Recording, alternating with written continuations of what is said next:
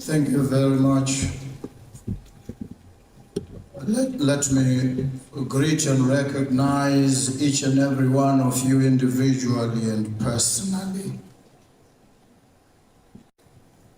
Let me appreciate in a special way His Majesty, the King of Eswatini, King Mswati III. Let me also recognize our host, the President of Madagascar, Andre Rajolin, and thank him for the warm hospitality he has extended to all of us since our arrival on these shores. The President of the Republic of Zimbabwe,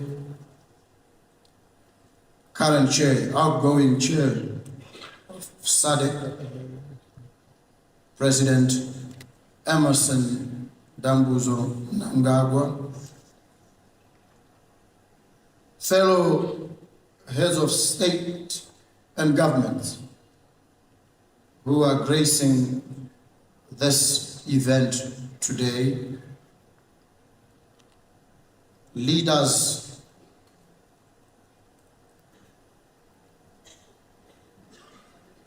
representatives of heads of state, ministers who are here, the Executive Secretary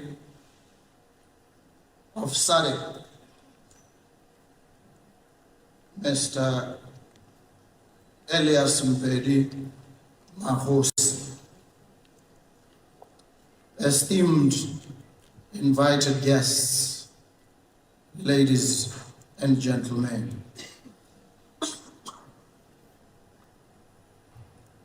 We gather here today as bearers of the flame, a flame handed to us by our forebears, who charted this path long before some of us could care or count,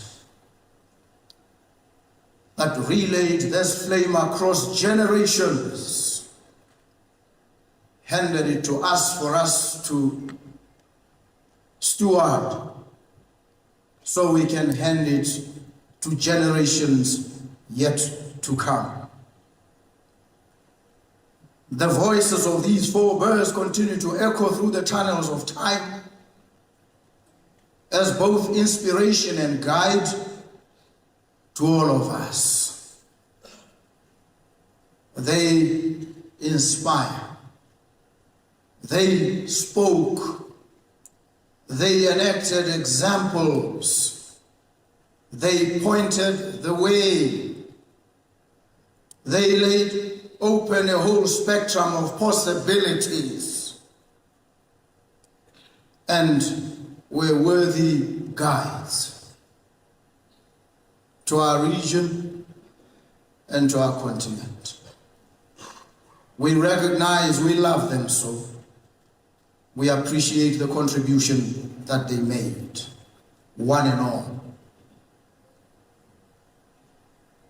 I also appreciate the second addition to that worthy cohort of women presidents on the African continent, in particular our region, SADC region, as I warmly recognize the President of the Republic of Namibia.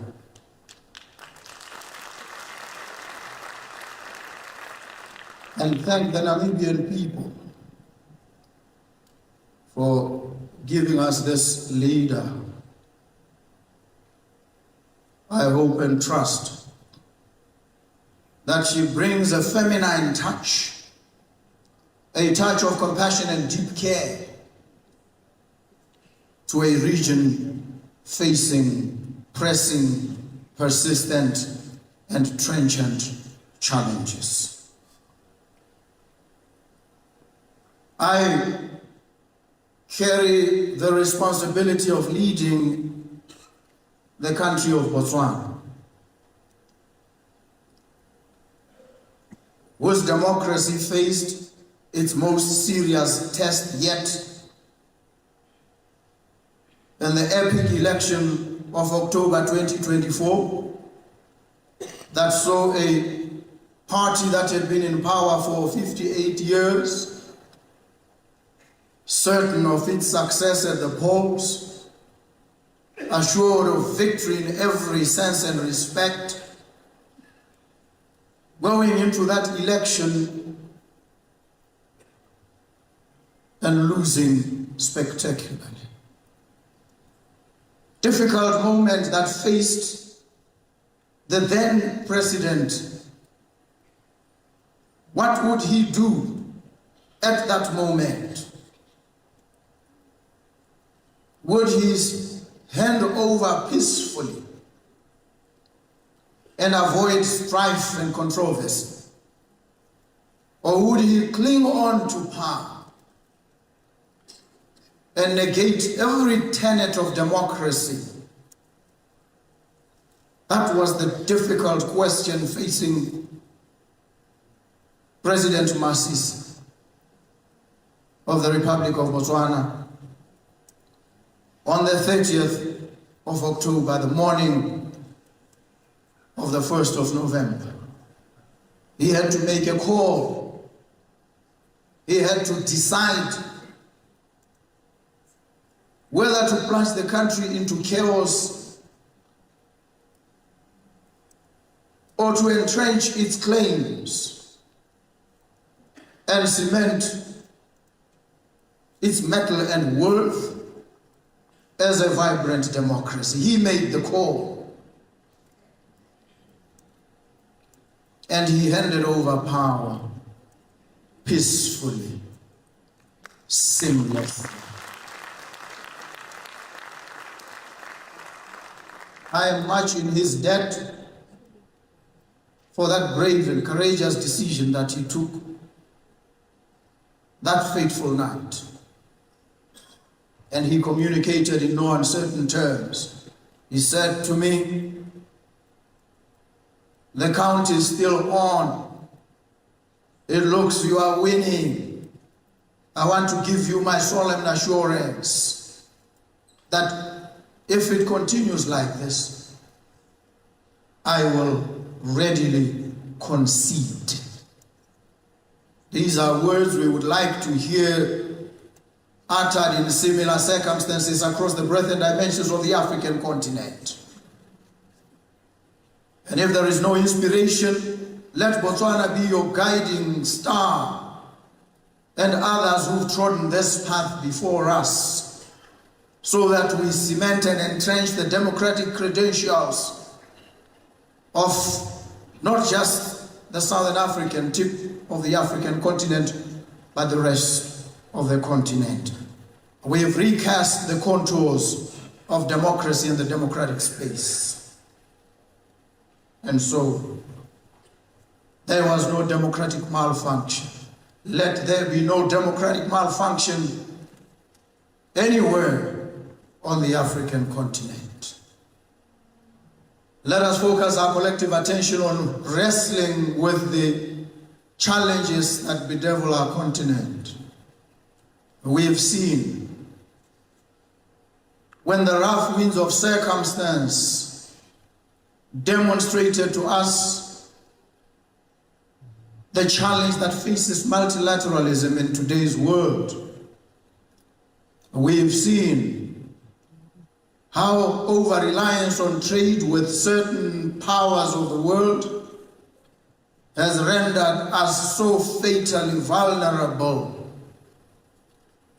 that we are now dependent on their mood swings. They determine what happens on the African continent. And this is because we've allowed ourselves to fall into a trap of self-loathing, where we've hated not just ourselves but our neighbors on the African continent. We've refused, we've been reluctant to trade with each other to see and recognize each other's worth. We've come to that point, that inflection point in our history, when we must recognize that we need each other. We need each other desperately as African countries, as Africans. We must reach out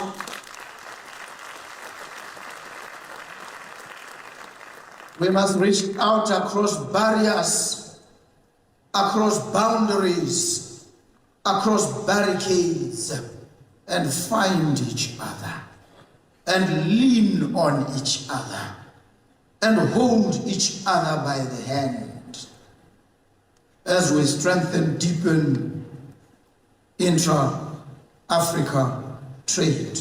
That's our only means of survival. We've spoken on this. There's been a lot of political rhetoric around these issues. We are at that point where words must now translate into tangible deliverables. Hundreds of thousands of our citizens across the breadth, the length of the African continent are still caught in the hellish death grip of poverty and unemployment. Africa is in distress. It is calling out to each and every one of us. That cry of distress is a call to the rescue. And we must rise here and now and into the future and respond to that cry of distress. And so we are here today to carve pathways from the inalterable circumstances of our existence with an appreciation that the institutions, the ways in which we've organized ourselves, are routinized and are collectivized, are stylized modes of behavior, must give way to transformative, radical, progressive ideas and actions.